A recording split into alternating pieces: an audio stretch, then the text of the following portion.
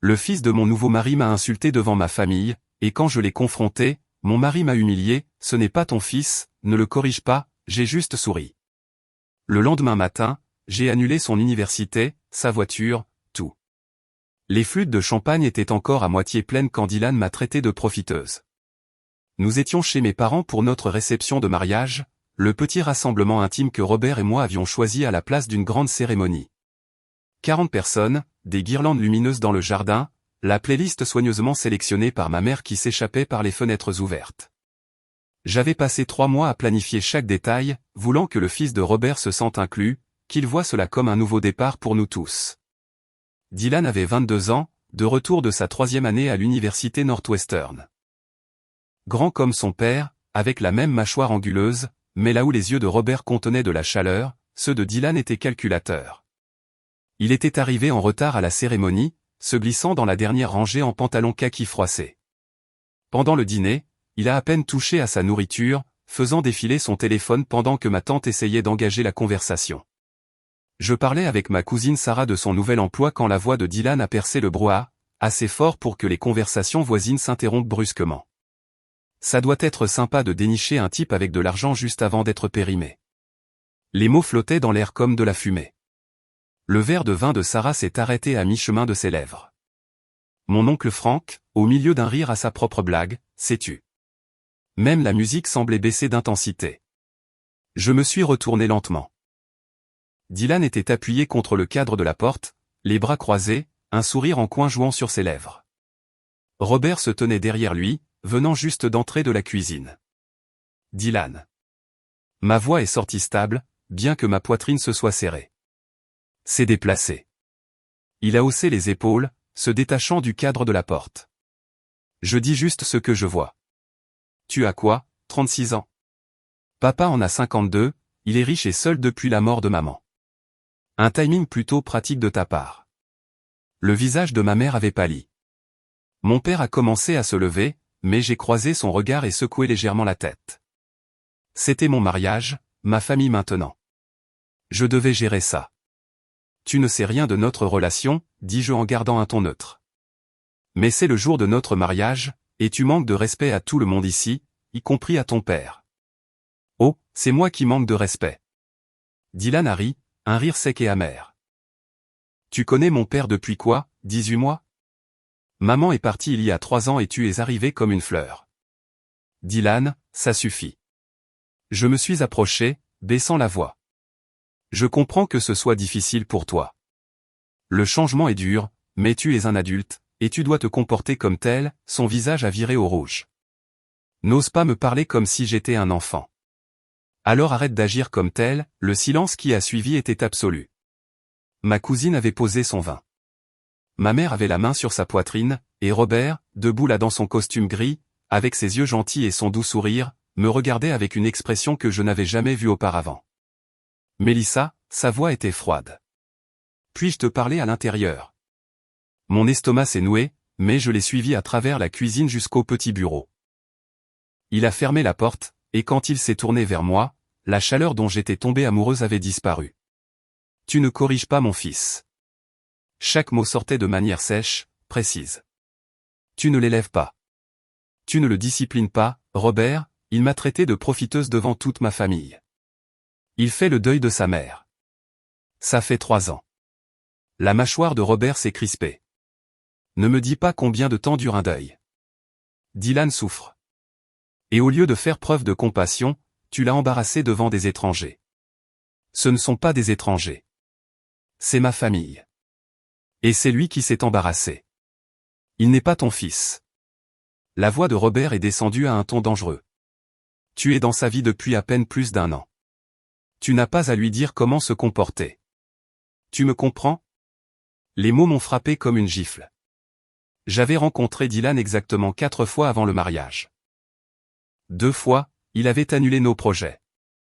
1 fois, il était arrivé avec 2 heures de retard, et la 4e fois, il était resté exactement 30 minutes avant de prétendre qu'il devait étudier. J'ai essayé. Je lui ai envoyé des colis à l'université. Je l'ai invité à des dîners auxquels il n'a jamais assisté. J'ai demandé à Robert quels étaient ses centres d'intérêt pour trouver un terrain d'entente. Et maintenant, le jour de mon mariage, après que son fils m'ait publiquement humilié, Robert le défendait. J'ai souri. Pas un vrai sourire, le genre qui atteint les yeux et adoucit le visage. C'était autre chose, quelque chose de froid et de distant que j'ai senti s'installer sur moi comme une armure. Je comprends parfaitement. L'expression de Robert a changé, la confusion vacillant sur ses traits. Bien. Je sais que Dylan peut être difficile, mais c'est mon fils et il passe en premier. Toujours. Bien sûr, dis-je. La famille d'abord. Nous sommes retournés à la réception. J'ai ri à des blagues, remercié les invités d'être venus, coupé le gâteau avec la main de Robert sur la mienne pendant que les appareils photo crépitaient. Dylan avait disparu, probablement dans sa chambre dans la maison principale. Robert possédait un petit domaine, le genre de propriété qui faisait paraître mon modeste salaire en marketing comme de l'argent de poche. Sa défunte épouse, Jennifer, avait hérité d'une fortune, et Robert l'avait investie judicieusement. Le contrat de mariage sur lequel son avocat avait insisté faisait 23 pages. J'avais signé sans discuter. J'avais mon propre argent, ma propre carrière, ma propre vie. Je n'avais pas besoin de la fortune de Robert. Mais j'avais oublié quelque chose d'important, quelque chose qui m'est revenu en mémoire alors que je souriais pour les photos et acceptais les félicitations. Robert n'avait pas non plus besoin de sa fortune. Pas vraiment. Parce qu'il y a 6 mois, quand Robert avait été diagnostiqué avec une tumeur bénigne mais agressive, quand il avait eu peur de laisser Dylan seul sans guide, quand il sanglotait dans mes bras à 3 heures du matin en disant qu'il avait échoué en tant que père, j'avais pris une décision. J'avais appelé mon ami Marcus, qui était diplômé de mon programme de MBA et s'était lancé dans la planification successorale. J'avais posé des questions, appris des choses, puis, discrètement, soigneusement, j'avais restructuré ma vie. Robert pensait que le contrat de mariage protégeait ses actifs. Et c'était le cas, techniquement. La maison, les comptes d'investissement, le portefeuille d'actions, tout était à l'abri de moi en cas de divorce. Jennifer avait créé des fiducies pour Dylan il y a des années, bien qu'elles ne soient accessibles qu'à ses 25 ans ou à l'obtention de son diplôme universitaire, selon la première éventualité.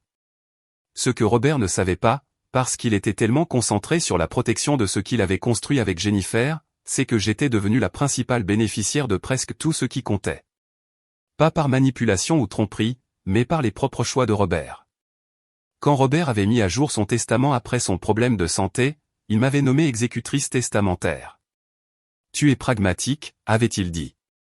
Dylan est trop émotif, et mon frère ne ferait que jeter de l'argent sur les problèmes. Quand Robert avait refinancé l'hypothèque l'année dernière pour obtenir un meilleur taux, j'avais co-signé. Mon crédit était meilleur.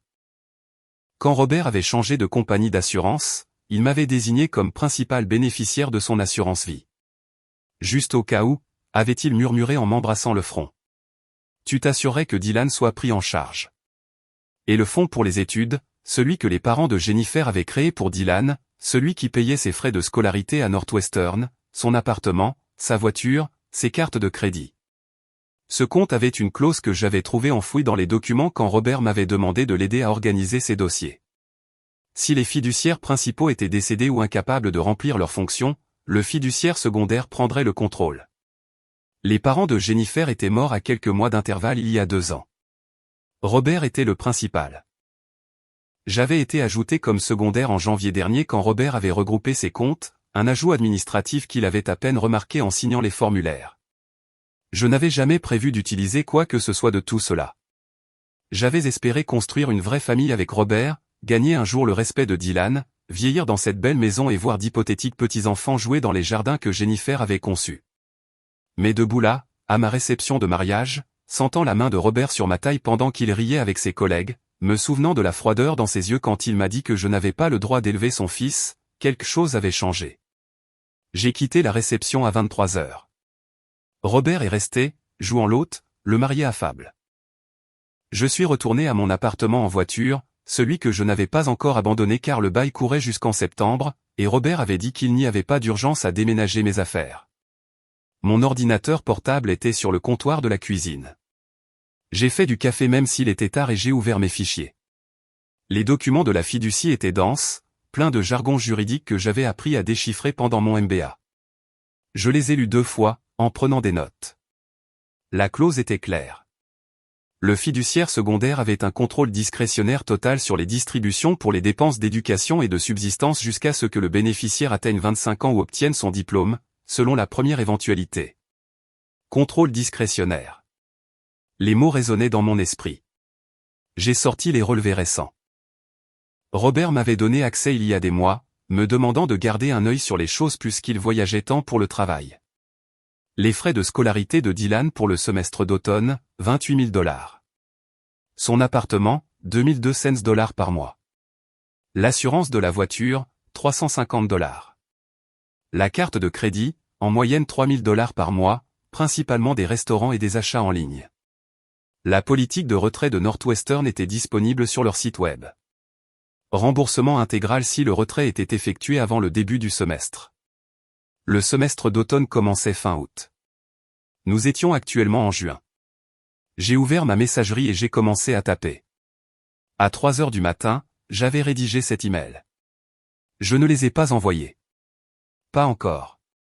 Au lieu de cela, j'ai pris une douche, mis un pyjama et je me suis couché dans mon propre appartement, seul, la nuit de mon mariage. Robert a appelé à 7 heures. Où es-tu? Je me suis réveillé et tu n'étais pas là. Je suis revenu pour emballer quelques affaires. Tu aurais dû le dire. Je me suis inquiété. Il avait l'air fatigué, avait la gueule de bois, peut-être. Écoute, à propos d'hier soir. J'ai peut-être été dur. Tu n'as pas été dur. Tu as été clair. J'ai gardé une voix légère, presque joyeuse. Dylan est ta priorité. Je respecte ça. C'est mon fils, Mel. Je sais. Je ne suis que ta femme. Un silence s'est étiré entre nous. Puis Robert a soupiré. Ce n'est pas juste. Vraiment? Tu as très clairement dit que je n'avais aucune autorité sur Dylan. Aucun droit de le corriger quand il est irrespectueux. Aucune place dans sa vie en tant que figure parentale. Tu déformes mes propos. Je les répète. Mais c'est bon, Robert. Vraiment, je comprends les limites maintenant. Mel, je dois y aller. J'ai des courses à faire. Je te vois ce soir pour le dîner. J'ai raccroché avant qu'il ne puisse répondre. Le premier email est parti à 8 heures. Au bureau du trésorier de Northwestern, demandant le retrait immédiat des cours du semestre d'automne. J'avais les informations du compte de la fiducie, les codes d'autorisation, les documents signés prouvant mon autorité à prendre des décisions financières au nom de Dylan. Le deuxième email est allé au complexe d'appartements de luxe où Dylan vivait hors campus. Préavis de 30 jours pour quitter les lieux. Je paierai jusqu'en juillet, lui laissant le temps de prendre d'autres dispositions. Le troisième email est allé à la compagnie d'assurance automobile, annulant la police de la BMW de Dylan. La voiture elle-même était au nom de la fiducie. Donc, l'email numéro 4 est allé à un avocat que j'avais consulté la semaine dernière, organisant la reprise de possession. Les cartes de crédit, 3 d'entre elles, toutes avec des limites de 10 000 $, toutes payées mensuellement par le compte de la fiducie. J'ai appelé chaque compagnie, fermé les comptes, et organisé le paiement final des soldes. L'abonnement à la salle de sport que Dylan n'utilisait jamais, ses abonnements aux services de streaming, ses comptes de jeux premium, ses boîtes de vêtements mensuelles.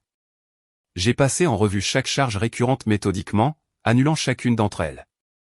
À midi, j'avais démantelé l'existence confortable de Dylan avec une efficacité impitoyable. Je ne ressentais rien. Pas de satisfaction, pas de culpabilité, juste une clarté froide qui rendait mes mouvements précis. Le téléphone a sonné à 14 heures, Robert, la voix tendue par la panique. Que as-tu fait? J'ai exercé mon pouvoir discrétionnaire en tant que fiduciaire. Tu as retiré Dylan de l'université. C'est exact. Tu ne peux pas faire ça. Il est à 1 an de son diplôme. En fait, si.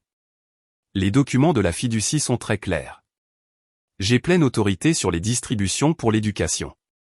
C'est insensé. Tu es en colère à propos d'hier soir, alors tu punis mon fils. Je ne punis personne. Je prends des décisions financières dans le meilleur intérêt de la fiducie. Le meilleur intérêt? Tu détruis son avenir. Dylan a 22 ans. Il a un diplôme en économie, ou il l'aura une fois qu'il l'aura mérité. Beaucoup de gens travaillent pour payer leurs études. Ça forge le caractère. Mélissa, tu dois annuler ça tout de suite. Non. Le simple mot flottait dans l'air entre nous. Je pouvais imaginer Robert dans son bureau, faisant les 100 pas, passant la main dans ses cheveux grisonnants comme il le faisait quand il était stressé. Tu ne peux pas faire ça, dit-il finalement. Je vais me battre. Je vais prendre un avocat. Tu peux essayer, mais les documents sont en béton. Je les ai déjà fait examiner par Marcus Chen de Morrison & Associates. Il dit que mon autorité est absolue jusqu'à ce que Dylan ait 25 ans ou obtienne son diplôme. Et comme Dylan n'est plus inscrit à l'université, l'obtention du diplôme n'est pas pour tout de suite. Pourquoi fais-tu ça? Tu m'as dit que Dylan n'était pas mon fils. Tu m'as dit que je n'avais pas le droit de l'élever, de le corriger, d'avoir une quelconque autorité dans sa vie. Alors, je ne le fais pas. J'agis simplement en tant que fiduciaire financier, ce qui est un rôle complètement séparé qui n'a rien à voir avec la parentalité. C'est de la vengeance. Ce sont les conséquences. Dylan m'a traité de profiteuse devant ma famille. Tu l'as défendu et tu m'as humilié. Maintenant, il va apprendre ce que ça fait quand la profiteuse se met vraiment à creuser. J'ai raccroché. Les appels ont commencé immédiatement. Robert, encore et encore. Je les ai laissés aller sur la messagerie vocale. Les SMS ont afflué, allant de la supplication à la colère en passant par les menaces. J'ai bloqué son numéro. Dylan a appelé d'un numéro inconnu. J'ai répondu. Tu ne peux pas faire ça. Sa voix était stridente, paniquée. Tu ne peux pas tout m'enlever comme ça. Si, je peux, et je l'ai fait. Mon père va divorcer de toi si vite. Alors je suppose que tu devras trouver un travail pour l'aider à payer les frais de justice. J'ai entendu dire que Starbucks embauche. Tu détruis ma vie. Non, Dylan. Je retire le filet de sécurité que les parents de ta mère t'ont fourni. Il y a une différence. Tu es en bonne santé, intelligent et capable. Débrouille-toi. Je vais te poursuivre. Je vais. Tu vas quoi? Engager un avocat avec de l'argent que tu n'as pas? M'emmener au tribunal avec des fonds provenant de comptes auxquels tu ne peux pas accéder? Vas-y, essaie. J'adorerais te voir expliquer à un juge pourquoi un homme adulte mérite un style de vie de luxe financé par une fiducie tout en insultant la fiduciaire à son propre mariage. J'ai raccroché et bloqué ce numéro aussi. Cette nuit-là, je suis de nouveau resté dans mon appartement. Robert s'est présenté à 21h, martelant la porte. J'ai regardé par le Judas, j'ai vu son visage rouge de fureur, et je suis retourné dans ma chambre. Il a appelé le gérant de l'immeuble qui l'a poliment informé que j'étais une résidente et que je n'avais pas à laisser entrer qui que ce soit chez moi. Robert est parti après 30 minutes de dispute dans le couloir. Le lendemain matin, j'ai reçu un email de l'avocat de Robert. Des manœuvres juridiques, des menaces de litige, des exigences de révocation immédiate de mes décisions. Je l'ai transféré à Marcus, qui a répondu en moins d'une heure avec une lettre de sa part, citant la jurisprudence pertinente et indiquant clairement que toute tentative de contester mon autorité serait coûteuse et futile. 3 jours ont passé. Je suis allé au travail, j'ai déjeuné avec des collègues, je suis allé à la salle de sport. Une vie normale, sauf que mon téléphone a explosé de messages provenant de numéros que je ne reconnaissais pas. Le frère de Robert, ses amis d'université, le cousin de Jennifer. Tous plaidant la cause de Dylan, me disant que j'étais cruel, que je faisais du mal à un garçon innocent. Je les ai tous bloqués. Le 4e jour, ma mère a appelé. Mélissa Anne, que se passe-t-il? Robert est passé à la maison. T'a-t-il dit ce que Dylan m'a dit à la réception? Une longue pause. Il a dit qu'il y avait eu un malentendu. Maman, Dylan m'a traité de profiteuse. Devant toi, papa, tante Rachel, tout le monde. Puis Robert m'a dit que je n'avais pas le droit de le corriger parce qu'il n'est pas mon fils. Oh, ma chérie. Alors, je montre à Robert exactement quel genre de profiteuse je peux être. Que as-tu fait? J'ai expliqué, cliniquement, sans émotion. La fiducie, les retraits, les annulations. Ma mère a écouté en silence. C'est assez impitoyable, dit-elle finalement. Oui. Bien. J'ai cligné des yeux. Bien. Ce garçon a été horrible avec toi. Et Robert qui le défend comme ça le jour de votre mariage. Non. Les actions ont des conséquences. S'ils veulent te traiter comme une étrangère, comme quelqu'un sans valeur sauf ce qu'elle peut leur prendre, alors ils peuvent apprendre à quoi cela ressemble vraiment. Nous avons parlé pendant une autre heure. Elle m'a dit que mon père était fier, même s'il ne le dirait jamais directement. Que Sarah avait qualifié cela de « glacial mais mérité ». Que le groupe de discussion familiale avait explosé d'opinion, pour la plupart en ma faveur. Ça m'a fait du bien d'être comprise, d'être soutenue par les gens qui m'aimaient. Le 7e jour, j'ai reçu un appel d'un numéro inconnu. J'ai failli ne pas répondre, mais quelque chose m'a poussé à décrocher. Madame Morrison, ici la doyenne Patricia Walters de Northwestern. Je vous appelle au sujet de Dylan Henshaw. Mon estomac s'est noué. Oui. Il est venu à mon bureau ce matin, assez désemparé. Il dit que vous l'avez retiré des cours sans son consentement. C'est exact. Je suis la fiduciaire de son fonds d'éducation et j'ai décidé de suspendre les distributions pour le moment. Je vois. Puis-je vous demander pourquoi? C'est entre moi et le bénéficiaire. Madame Morrison, Dylan est un bon étudiant. Il est en bonne voie pour obtenir son diplôme l'année prochaine avec mention. Interrompre son éducation à ce stade semble contre-productif. Vraiment? Ou est-ce que cela ressemble aux conséquences naturelles d'un comportement irrespectueux? La doyenne est restée silencieuse un instant. C'est une affaire personnelle. C'est une affaire d'un jeune homme de 22 ans qui apprend que les actions ont des répercussions. Si Dylan veut continuer ses études, il est libre de demander des prêts étudiants comme des millions d'autres personnes. Ses chances d'être approuvé sans cosignataire sont minimes. Alors il devra trouver un cosignataire, ou un travail, ou les deux. Vous êtes plutôt dur. Je suis une fiduciaire. Mon travail est de gérer le fonds de manière responsable, pas de permettre un comportement de privilégié. Une autre pause. Je suppose que je ne peux pas contester cela, bien que j'espère que vous reconsidérerez. Dylan a du potentiel. Alors il devrait le réaliser par ses propres mérites. Après avoir raccroché, j'ai senti la première fissure dans mon armure. Dylan était un bon étudiant. Il avait du potentiel, et j'étais en train de torpiller son avenir parce qu'il avait été un crétin à mon mariage. Est-ce que j'allais trop loin? J'ai pensé au visage de Robert, à la froideur quand il m'a dit que je n'avais aucun droit d'élever son fils, à la façon dont il avait choisi les sentiments de Dylan plutôt que ma dignité sans hésitation, à la façon dont il s'était attendu à ce que j'accepte simplement l'humiliation à mon propre mariage parce que Dylan était en deuil. La fissure s'est refermée. Mise à jour 1.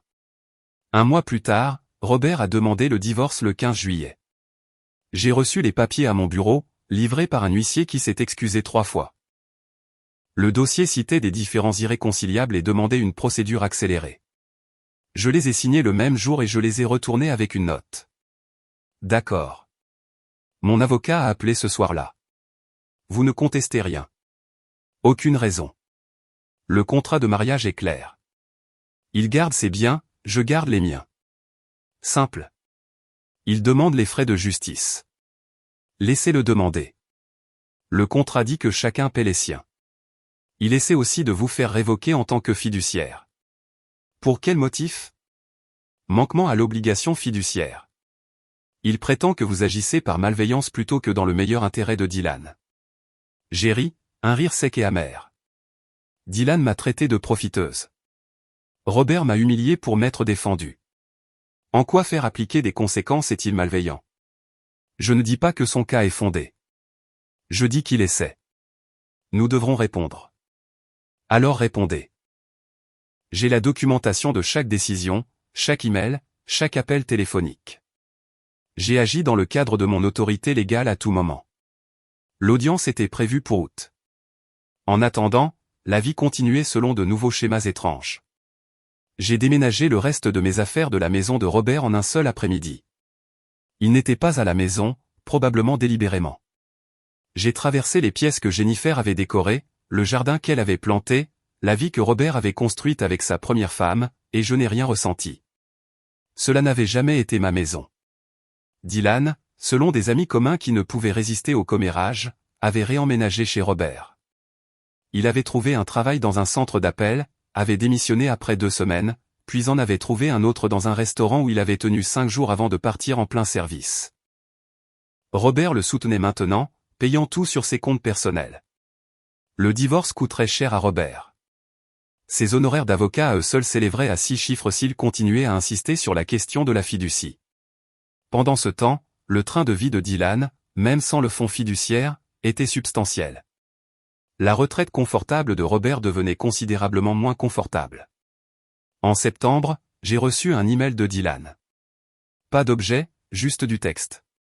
Je suis désolé. 2 mots. Je les ai fixés pendant 10 minutes. Puis j'ai tapé, pourquoi spécifiquement? Sa réponse est arrivée des heures plus tard, après minuit. Pour t'avoir traité de profiteuse. Pour avoir été horrible au mariage. Pour ne pas t'avoir donné une chance.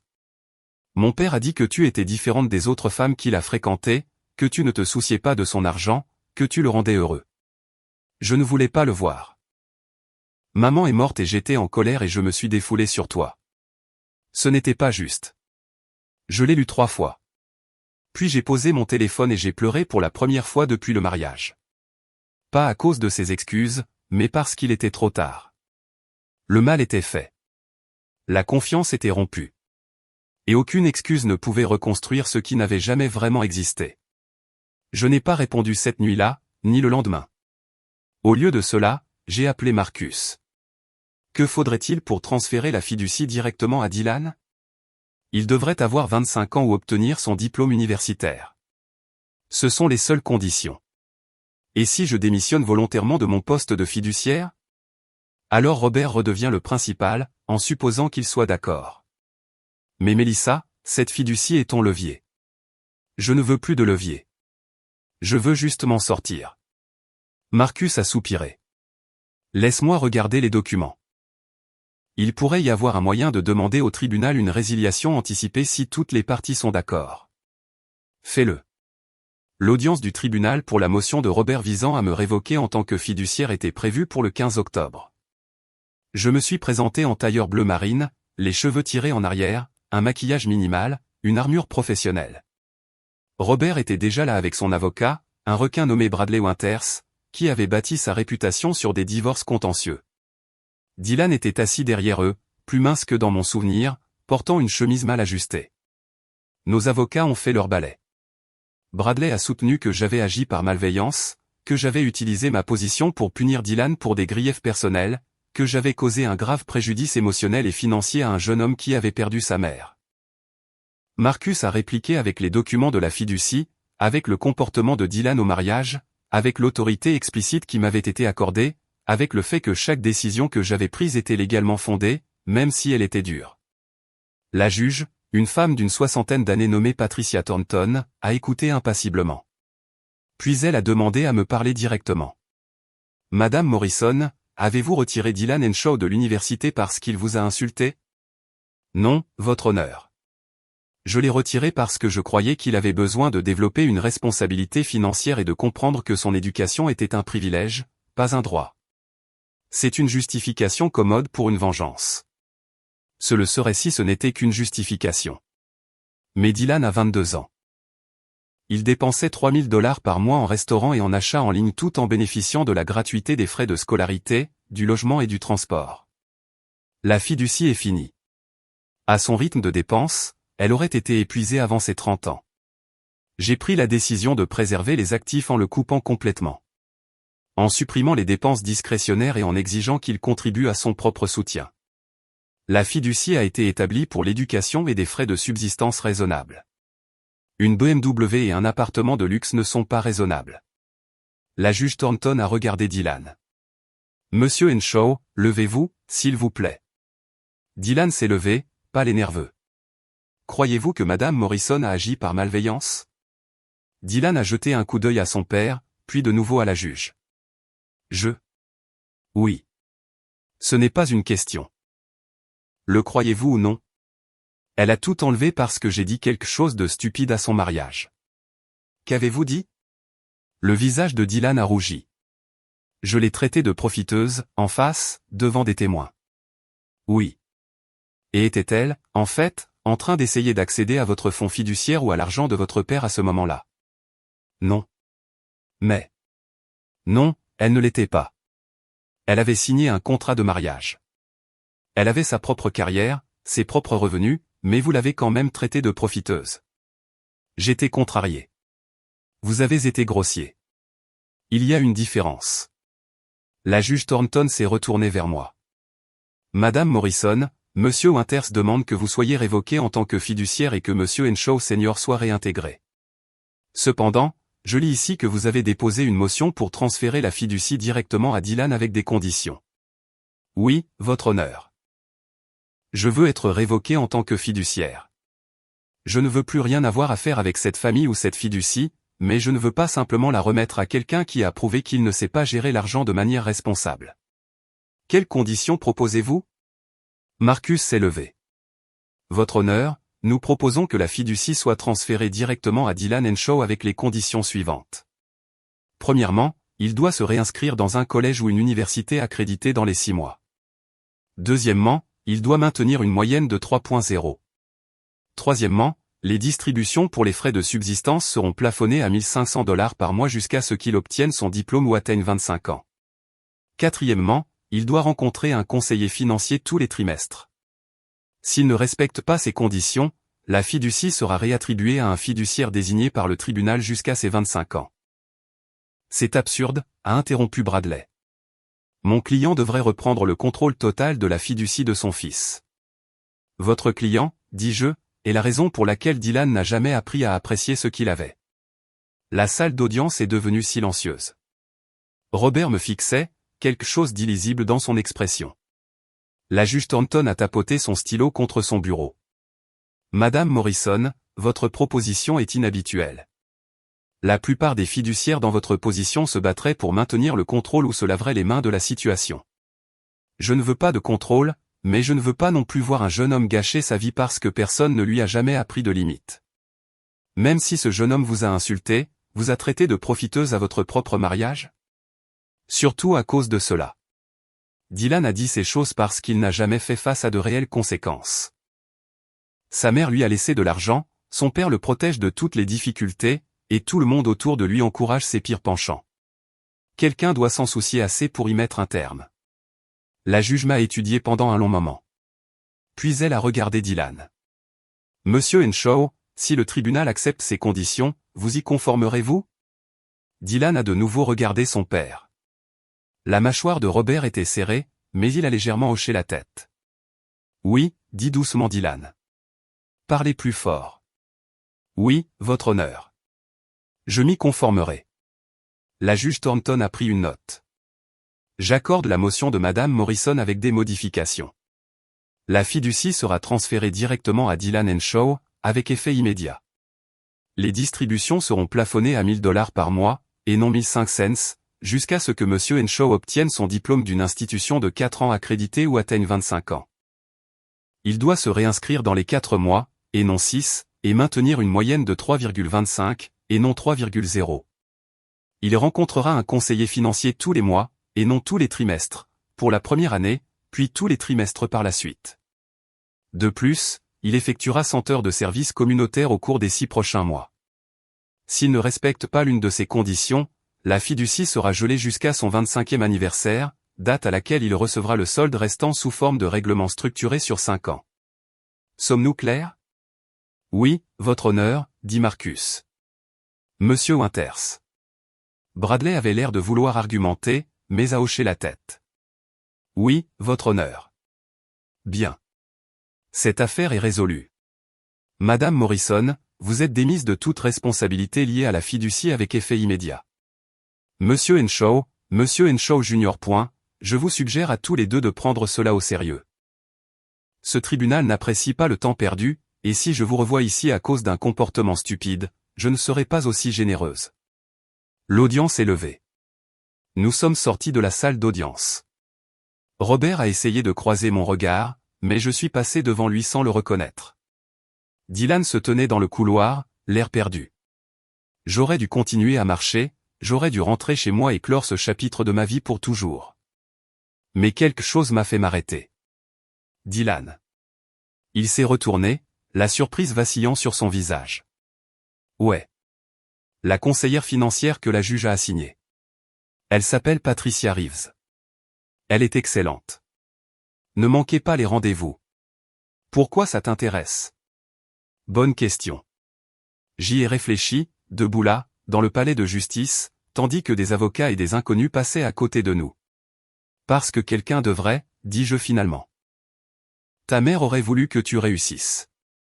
Pas pour l'argent, mais pour la personne que tu pourrais devenir. Ses yeux sont devenus brillants.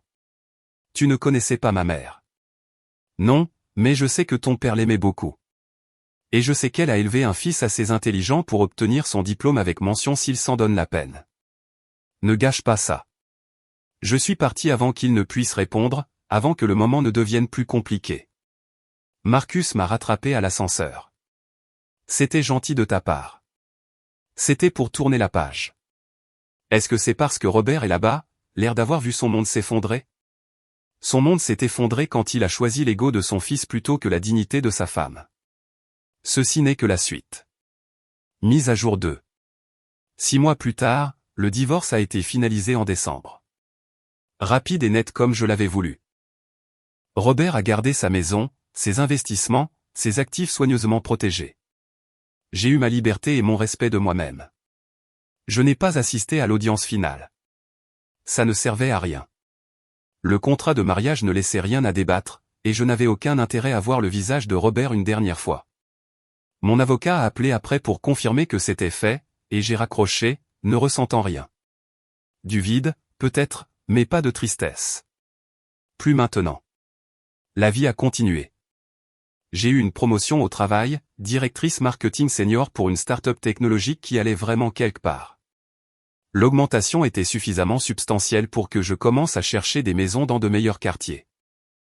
Je suis sorti avec des gens de temps en temps, rien de sérieux, et j'ai découvert que j'aimais vivre seul, que j'aimais le calme, que j'aimais prendre des décisions sans tenir compte des besoins de quelqu'un d'autre. Ma mère m'a posé la question sur Robert une fois, prudemment, lors du dîner du dimanche en janvier. Le regrettes-tu? De l'avoir épousé. Oui. Tout ce qui a suivi? Non. Elle a hoché la tête, compréhensive, sans avoir besoin d'élaboration. Mon père, bourru et pratique, m'a juste serré l'épaule en allant à la cuisine. C'était suffisant. J'ai eu des nouvelles de Dylan par des bruits de couloir, comme on a des nouvelles de gens qu'on a failli connaître. Il s'était réinscrit à Northwestern en janvier, prenant des cours d'hiver pour rattraper son retard. Il avait emménagé dans un modeste appartement avec 2 colocataires, travaillant à temps partiel à la bibliothèque de l'université. Sa moyenne était de 3,4, au-dessus de l'exigence de la juge. Les heures de service communautaire, selon ma cousine Sarah, qui connaissait quelqu'un, il les a effectuées dans un centre d'alphabétisation, enseignant aux adultes à lire. Apparemment, il était doué pour ça. Patient, gentil, même. Les gens pouvaient changer. Peut-être. En mars, j'ai reçu une lettre. Pas un email, une vraie lettre, avec enveloppe, timbre et adresse manuscrite. J'ai failli la jeter, mais la curiosité l'a emportée. C'était de Dylan. Chère Mélissa, je ne sais pas si tu liras ceci. Je ne t'en voudrais pas si tu ne le faisais pas, mais je l'écris quand même parce que ma conseillère, tu avais raison, Patricia est excellente, dit que je dois prendre mes responsabilités. Ce que j'ai dit à ton mariage était inexcusable. J'étais en colère et blessé et je m'en suis pris à quelqu'un qui ne le méritait pas. Tu as essayé de construire une relation avec moi et j'ai rejeté chaque tentative.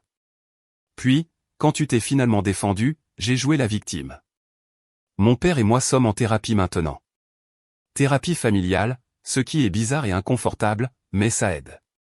Nous avons beaucoup parlé de maman, de la façon dont il a essayé de me protéger du deuil en me protégeant de tout. Comment je n'ai jamais appris à gérer la déception ou la difficulté parce qu'il a toujours aplani le chemin devant moi. Tu n'as pas aplani le chemin. Tu y as mis des pierres, et j'en avais besoin. Je ne demande pas de pardon. Je ne demande rien en fait. Je voulais juste que tu saches que je vais mieux. Je travaille dur. J'essaie de devenir quelqu'un dont ma mère aurait été fière. Les conditions de la fiducie que la juge a fixées, elles semblaient impossibles au début, mais elles m'ont donné une structure, un but. Je leur en suis en fait reconnaissant, ce que je n'aurais jamais pensé dire.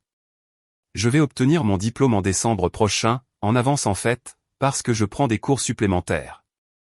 Après ça, je pense à des études supérieures, mais je les paierai moi-même. Patricia m'a aidé à postuler pour des bourses. J'en ai déjà obtenu 2. Je ne m'attends pas à ce que tu t'intéresses à tout cela, mais je voulais que tu le saches quand même. Je suis désolé pour tout, Dylan. J'ai lu la lettre 3 fois, assise à la table de ma cuisine alors que la lumière de l'après-midi filtrait par les fenêtres. Puis je l'ai pliée soigneusement et je l'ai mise dans un tiroir. Je n'ai pas répondu. Il n'y avait rien à dire qui ne rouvrirait des blessures ou ne créerait un faux espoir de réconciliation. Dylan avançait et moi aussi. Ces chemins n'avaient pas besoin de se croiser, mais j'ai gardé la lettre. En avril, j'ai croisé Robert dans un café du centre-ville. Pur hasard, ou peut-être que la vie me faisait une blague. Il était à une table près de la fenêtre, travaillant sur son ordinateur portable. J'ai failli repartir avant qu'il ne me voie. Mais il a levé les yeux. Nos regards se sont croisés. Et pendant une seconde, j'ai vu l'homme dont j'étais tombée amoureuse. Celui qui m'avait fait rire à notre premier rendez-vous, qui m'avait tenu dans ses bras pendant que je pleurais à cause d'un projet qui avait mal tourné, qui m'avait demandé en mariage sur un sentier de randonnée au coucher du soleil avec des mains tremblantes et des yeux pleins d'espoir. Puis le moment est passé et il n'était plus que Robert, mon ex-mari, quelqu'un que j'avais connu. Il s'est levé, incertain. Mélissa. Robert. Pourrions-nous? Aurais-tu une minute pour parler? Chaque instinct me hurlait de refuser, de commander mon café et de partir, de maintenir la rupture nette que j'avais travaillé si dur à établir. Mais quelque chose dans son expression, une vulnérabilité que je n'avais pas vue depuis son diagnostic de tumeur, m'a fait hésiter. 5 minutes. Nous nous sommes assis à sa table. L'écran de l'ordinateur portable montrait des feuilles de calcul, des chiffres que je n'ai pas essayé de lire. Son café était noir, comme il l'avait toujours pris, prétendant que la crème et le sucre étaient des complications inutiles. J'avais toujours pensé que cette philosophie s'étendait à plus que des boissons. Tu as l'air en forme, dit-il. Merci. J'ai entendu parler de ta promotion. Directrice senior. C'est impressionnant. Tu me surveilles. Ta mère l'a mentionné. Nous nous sommes croisés à l'épicerie.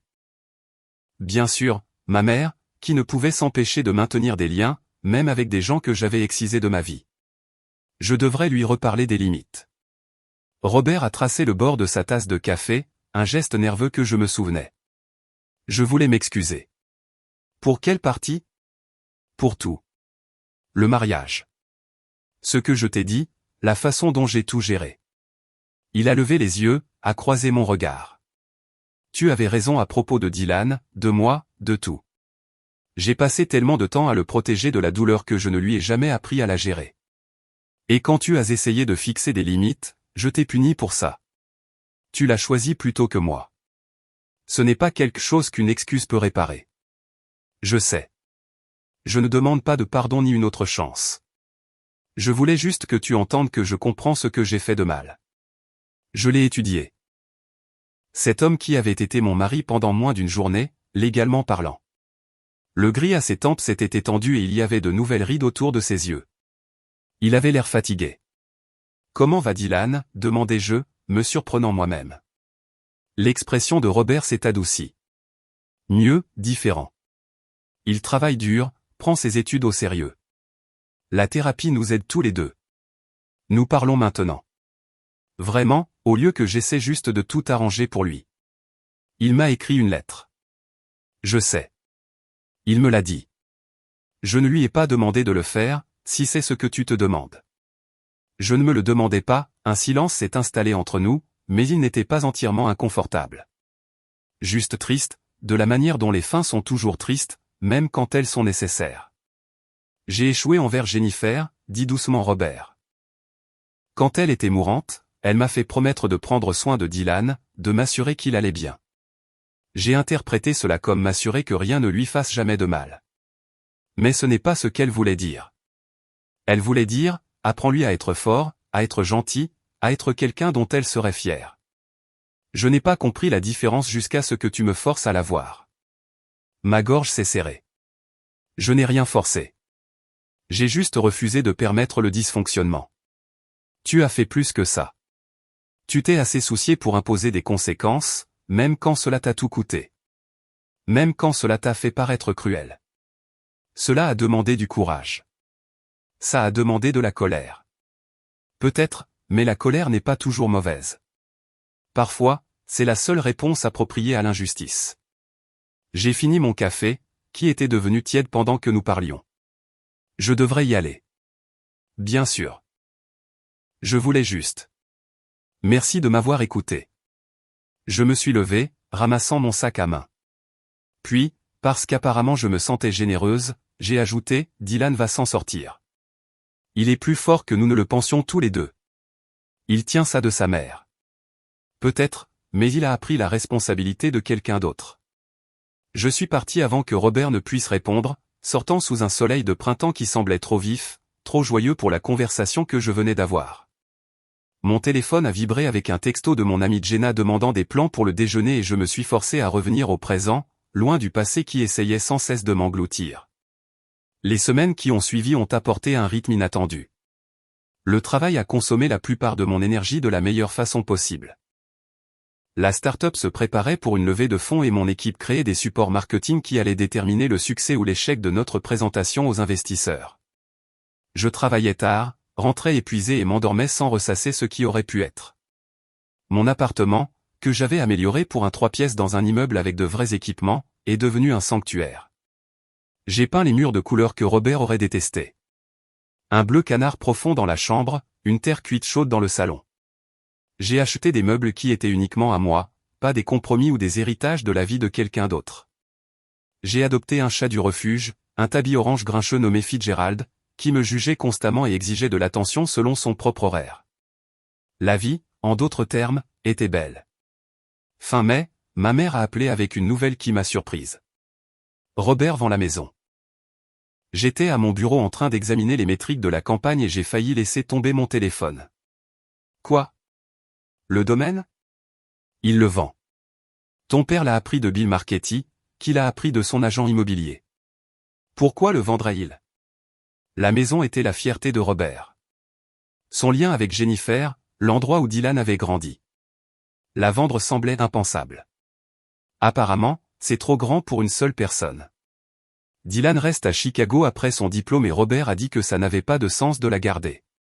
Après avoir raccroché, je me suis surprise à consulter les annonces immobilières, à la recherche de l'adresse de Robert. La voilà. Des photos élégantes des jardins, du grand hall d'entrée, de la cuisine avec ses carreaux italiens et ses armoires sur mesure. Coté à 2,3 millions de dollars, ce qui était moins que ce à quoi je m'attendais. Robert la mettait en vente pour vendre rapidement. J'ai fermé le navigateur et je suis retourné au travail, mais l'information me tourmentait. Cette maison avait été le rêve de Jennifer. S'en éloigner semblait s'éloigner de sa mémoire. Pas ton problème, me suis-je rappelé. Pas ta famille, pas ton affaire. Mais cette nuit-là, allongé dans mon lit avec Fitzgerald ronronnant contre mes jambes, je ne pouvais pas m'empêcher d'y penser. À Robert, seul dans toutes ces pièces vides. À Dylan construisant une vie à Chicago sans l'encre de sa maison d'enfance. À la façon dont, parfois, les choses auxquelles nous nous accrochons deviennent celles qui nous retiennent. Juin est arrivé avec une vague de chaleur qui a fait de Chicago un sauna. Ma climatisation tournait à plein régime et je passais mes soirées sur mon petit balcon à regarder les lumières de la ville et à boire du thé glacé pendant que Fitzgerald se prélassait à la fenêtre. La levée de fonds de la start-up s'est conclue avec succès. Mon équipe a célébré sur un bar sur le toit et je suis rentré à minuit, me sentant accompli et légèrement ivre de célébration et de succès. Mon téléphone a affiché un appel manqué d'un numéro inconnu et un message vocal. J'ai failli le supprimer sans l'écouter, mais quelque chose m'a poussé à appuyer sur replay. Salut Mélissa, c'est Dylan. Je sais que c'est bizarre et que tu ne veux probablement pas avoir de mes nouvelles, mais je vais obtenir mon diplôme la semaine prochaine et je voulais t'inviter. Tu n'es pas obligé de venir, je comprendrais si tu ne le faisais pas, mais je vais obtenir mon diplôme en avance avec mention et cela ne serait pas arrivé sans toi. Donc, ouais, la cérémonie est le 15 décembre à 14 h. Je t'envoie les détails par email au cas où. D'accord, au revoir. Je l'ai écouté 3 fois. Sa voix avait changé, perdu une partie de son arrogance de privilégié, gagné quelque chose de plus ancré. Il semblait nerveux, plein d'espoir, et complètement différent du jeune homme en colère qui m'avait traité de profiteuse. L'email m'attendait dans ma boîte de réception. Invitation formelle à la cérémonie de remise des diplômes d'hiver de Northwestern. Une note personnelle en bas. Aucune pression. Je voulais juste que tu saches que tu es la bienvenue. J'ai fixé mon téléphone pendant 20 minutes, pesant les options, considérant les conséquences. Y aller serait bizarre. Dylan et moi n'étions plus de la même famille, ni même amis. Nous n'étions que deux personnes liées par une brève et douloureuse période d'existence mutuelle. Mais il avait travaillé dur. Il avait rempli toutes les conditions que la juge avait fixées, les avait même dépassées. Et une partie de moi, celle qui avait imposé ces conditions au départ, voulait voir la preuve que le changement était possible. J'ai répondu à 2 heures du matin, de manière brève et non engageante. Je vais y réfléchir. 3 jours plus tard, une autre lettre est arrivée. Celle-ci de Robert. Mélissa, Dylan m'a dit qu'il t'avait invité à sa remise de diplôme. Je veux que tu saches que cette invitation a mon plein soutien. Je sais que je n'ai aucun droit de te demander quoi que ce soit, mais si tu envisages d'y assister, je veux que tu saches que tu serais sincèrement la bienvenue. J'ai beaucoup pensé à notre bref mariage, à ce qui a mal tourné. La vérité, c'est que les choses ont mal tourné bien avant que tu retires Dylan de l'école. Elles ont mal tourné quand je t'ai demandé de m'épouser sans avoir d'abord eu les conversations difficiles sur ce que cela signifierait pour nous tous. Je m'attendais à ce que tu t'intègres dans la famille que j'ai construite avec Jennifer, que tu acceptes tout ce que Dylan te ferait subir, que tu sois reconnaissante d'être simplement incluse. C'était injuste. C'était aussi lâche. J'avais tellement peur de perdre Dylan, de trahir la mémoire de Jennifer, que je n'ai jamais considéré ce que je te demandais de sacrifier. Tu méritais un partenaire qui se tiendrait à tes côtés, pas derrière son fils. Tu méritais le respect, le soutien et la décence humaine la plus élémentaire. Je n'ai réussi à te donner aucune de ces choses. Que tu viennes ou non à la remise des diplômes, je veux que tu saches que je suis reconnaissant. Pas pour les conditions de la fiducie, bien qu'elles étaient des plus que je n'aurais pu l'imaginer, mais pour avoir refusé d'accepter le dysfonctionnement comme normal, pour t'être assez soucié pour exiger mieux, même à un grand coup personnel. Jennifer t'aurait aimé. Elle aurait apprécié ta force, ton refus de reculer, ta volonté de faire ce qui est difficile parce que c'est juste. J'aurais aimé te le dire quand nous étions mariés.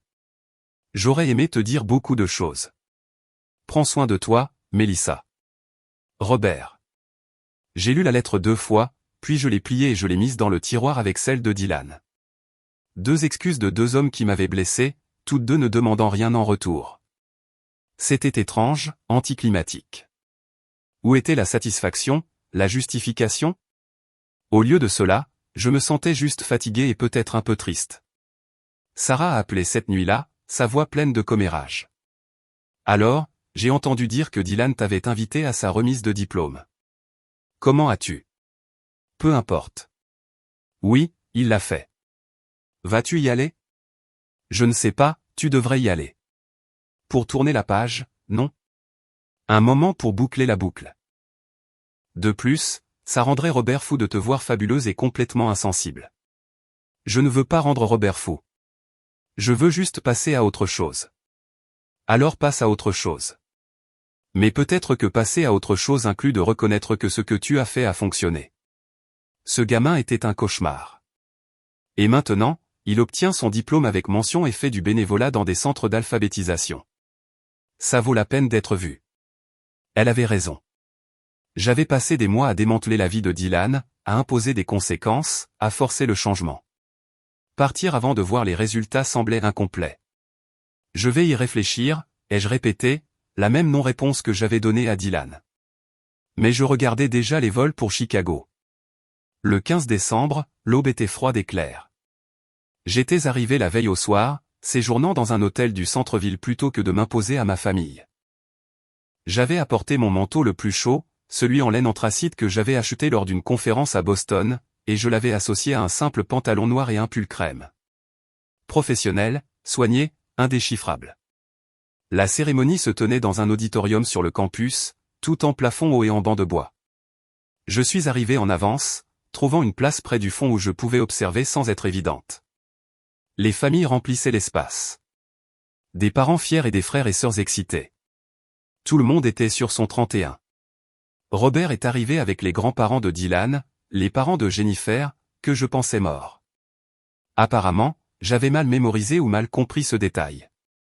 Ils avaient l'air âgés mais vifs, la grand-mère avec des cheveux blancs en un chignon élégant, le grand-père en costume bleu marine qui avait probablement coûté cher il y a des décennies. J'ai regardé Robert balayer la foule, me demandant s'il me cherchait. Nos regards se sont croisés à travers l'auditorium, et il a hoché la tête une fois, un geste de reconnaissance. J'ai hoché la tête en retour. C'était suffisant. La cérémonie a commencé par des discours sur la réussite et le potentiel, sur l'avenir qui s'étendait devant ces diplômés comme une route ouverte. J'écoutais à moitié, mon attention dérivant vers les rangées d'étudiants en toge et mortier, me demandant lequel était Dylan. Quand son nom a été appelé, Dylan Henshaw, Bachelor of Arts in Economics, summa cum laude, j'ai ressenti quelque chose d'inattendu. Pas tout à fait de la fierté, mais quelque chose d'adjacent. Du soulagement peut-être, qu'il se soit avéré capable de grandir, que mon intervention sévère ne l'ait pas brisé, mais l'ait poussé à devenir meilleur. Il a traversé la scène, a serré la main de la doyenne, a accepté son diplôme avec un sourire qui semblait sincère. Dans le public, Robert s'est levé et a applaudi, son visage reflétant une pure joie paternelle. Les grands-parents se sont agrippés l'un à l'autre, essuyant des larmes. Et moi? J'ai applaudi poliment, une étrangère au bord de la célébration de quelqu'un d'autre, et j'ai senti les derniers fils de connexion se dissoudre enfin. Après la cérémonie, les diplômés ont envahi la zone de réception, retrouvant leur famille et prenant des photos. Je me tenais près de la sortie, prête à m'éclipser sans forcer des conversations gênantes. Mais Dylan m'a trouvé le premier. « Tu es venu ?» Il avait l'air choqué, ravi, nerveux, tout à la fois. « Oui. » « Félicitations. »« Merci. »« Je ne pensais pas que tu viendrais. »« Moi non plus. » Il a eu un rire court et incertain. « Écoute, je sais que c'est bizarre, mais voudrais-tu rencontrer mes grands-parents? Ils savent ce que tu as fait pour moi, et ils voulaient te remercier. » Avant que je puisse refuser, il me conduisait à travers la foule jusqu'à l'endroit où Robert se tenait avec les parents de Jennifer. De près, la grand-mère avait des yeux gentils, et la poignée de main du grand-père était ferme malgré son âge. « Vous devez être Melissa, » dit la grand-mère. « Je suis Catherine et voici James. Dylan nous a tant parlé de vous. Madame Henshaw. Monsieur Henshaw. Enchanté de vous rencontrer. S'il vous plaît, appelez-nous Catherine et James. Nous voulions vous remercier pour ce que vous avez fait pour notre petit-fils. » J'ai cligné des yeux. Me remercier? James a hoché la tête gravement. Quand Jennifer est morte, nous avons vu Dylan sombrer. Robert a essayé d'aider, mais il se noyait dans son propre chagrin. Dylan avait besoin de quelqu'un pour fixer des limites, pour refuser d'encourager ses pires penchants. Vous l'avez fait. C'était courageux. C'était nécessaire, dis-je doucement. Et ça ne semblait pas courageux à l'époque. Les meilleures interventions le sont rarement, dit Catherine. Mais regardez-le maintenant, diplômé en avance avec mention, déjà accepté dans des programmes de 3e cycle avec un financement complet. C'est le petit-fils que Jennifer a élevé, pas le garçon en colère que nous regardions s'autodétruire. Robert était resté silencieux, mais maintenant il a pris la parole. Mes beaux-parents restent en ville pour quelques jours. Nous dînons ce soir chez Giovanni. Voudriez-vous vous joindre à nous? Oh, je ne pense pas, s'il te plaît, dit Dylan. Juste un dîner pour te remercier. J'ai regardé ces gens, mon ex-mari, mon ancien beau-fils, des grands-parents qui avaient perdu leur fille mais avaient trouvé la grâce d'une manière ou d'une autre, et j'ai senti quelque chose changer. Il ne s'agissait pas de réconciliation ou de reconstruire des ponts brisés. Il s'agissait de reconnaissance, de compléter quelque chose qui avait été laissé inachevé. Juste un dîner, ai-je accepté. Le restaurant était intime. Aux chandelles. Le genre d'endroit où les conversations pouvaient avoir lieu sans crier. Nous avons parlé du programme de 3e cycle de Dylan à l'Université du Michigan, de ses projets d'étudier l'économie comportementale, de la façon dont son travail bénévole au centre d'alphabétisation avait suscité un intérêt pour l'inégalité en matière d'éducation. Catherine m'a posé des questions sur mon travail, et je me suis retrouvé à expliquer la mission de la start-up, la levée de fonds, l'excitation de construire quelque chose de nouveau.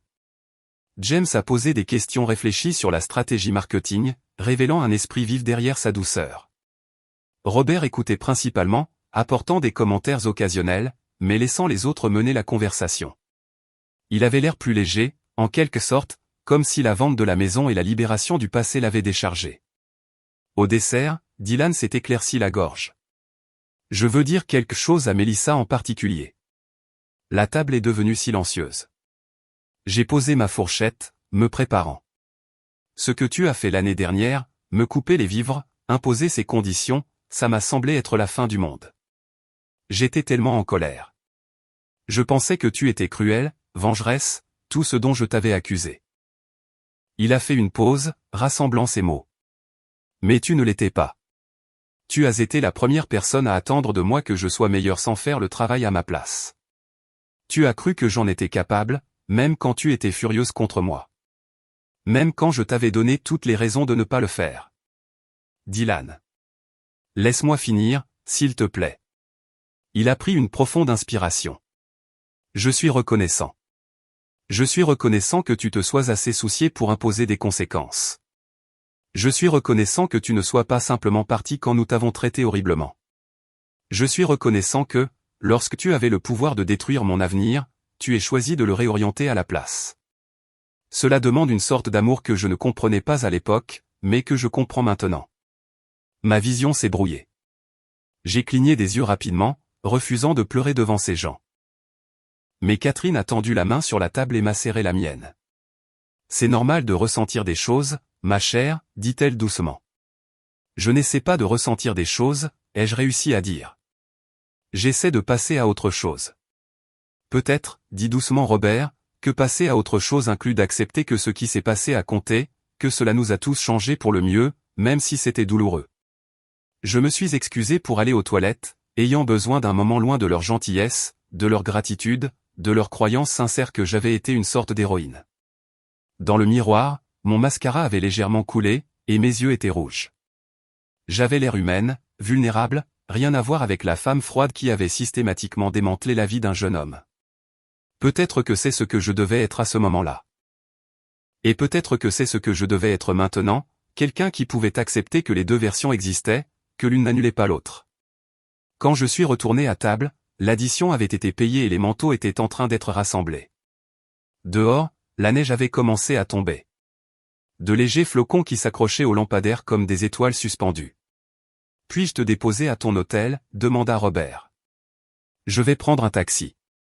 Laisse-moi au moins attendre avec toi. » Nous sommes restés dans le froid pendant que Dylan et ses grands-parents se dirigeaient vers le parking, des promesses de s'appeler et de rester en contact flottant dans l'air hivernal. Un taxi s'est arrêté après quelques minutes, et Robert m'a ouvert la porte. « Merci d'être venu aujourd'hui, dit-il. Ça a signifié plus que tu ne l'imagines. Prends soin de toi, Robert. Toi aussi, Mélissa. Toi aussi. » Le taxi s'est éloigné, et j'ai regardé par la vitre arrière Robert debout sur le trottoir, des flocons de neige s'accrochant à ses cheveux gris avant qu'il ne se retourne et ne marche dans la direction opposée, devenant de plus en plus petit jusqu'à disparaître complètement. Parfois, la force consiste à tenir bon quand tout le monde vous dit de reculer. Parfois, elle consiste à imposer des conséquences quand la gentillesse serait plus facile. Et parfois, elle consiste à se présenter quand on préférerait rester à la maison, parce que la croissance mérite des témoins. Je n'avais pas l'intention de changer la vie de Dylan. J'avais l'intention de protéger ma dignité, de refuser le dysfonctionnement, d'exiger un respect de base. Mais en le faisant, je lui ai donné quelque chose que la protection de son père n'aurait jamais pu lui donner, l'opportunité d'échouer, de lutter et de découvrir ses propres capacités. L'amour sans limite n'est pas du tout de l'amour. C'est de la complaisance déguisée en jolis mots. Le vrai soin signifie attendre mieux, exiger la croissance et refuser d'accepter moins que le potentiel de quelqu'un. Cela signifie être prêt à être le méchant dans l'histoire de quelqu'un, si c'est ce que la transformation exige. Dylan s'épanouit maintenant. Non pas parce que je l'ai sauvé, mais parce que j'ai empêché tous les autres de le faire. Ce n'est pas de la vengeance. C'est de l'espoir radical. La croyance que les gens peuvent être à la hauteur des attentes si nous leur faisons assez confiance pour placer la barre haut. Et peut-être que c'est la vraie leçon ici. Pas que les conséquences enseignent des leçons aux gens, bien qu'elles le fassent. Mais que croire en la capacité de changement de quelqu'un, même en appliquant ses conséquences, peut créer un espace pour qu'il devienne qui il a toujours été censé être. Parfois, le plus grand cadeau que nous puissions faire à quelqu'un est de refuser d'accepter sa pire version comme étant sa forme définitive.